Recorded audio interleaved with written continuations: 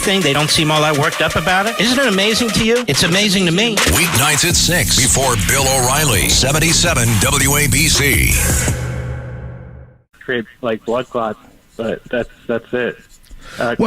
And also significant damage to the lungs, right?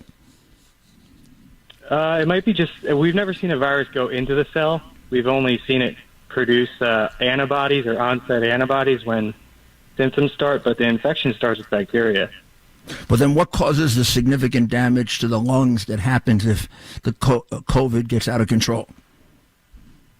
I haven't studied that part of the process, but you might have something else, yeah. Yeah, we'll find out. I mean, I think that's... I mean, I remember in the early days of being taught about this that it, particularly with the coronaviruses, they have they're called corona because they have a corona around them. You know, the little spikes, those little spikes. And those little spikes make it make them penetrate the cells more effectively.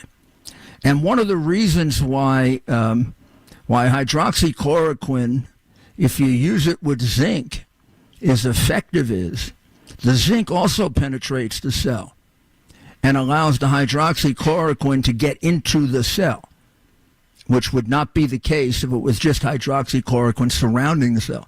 That can be effective, but not as effective as when it penetrates the cell. But I'll check on that with Dr. Maria, who's my expert on this. And if I said anything wrong or you did or we need to correct it, we'll do it tomorrow. So don't go out and buy medicines based on us, okay, right now until we check it. And my final word is this. So here's a tip to Curtis and to Eric Adams, one of whom is going to be our next mayor. I know people assume it's going to be one or the other, but I still don't submit to the fact that we're a one-party city. I still think we're a democracy, but maybe, boy, it'd be such a difference if we had Curtis. I know Adams would be better than this guy. I know that. That's not saying much, though. Right now, the day that person gets elected, they could do stop, question, and frisk without a single legal constitutional problem. That would knock the hell out of the guys with guns. And, you know, for all these people who believe in gun control, what's the use of trying to control legitimate people in their use of guns?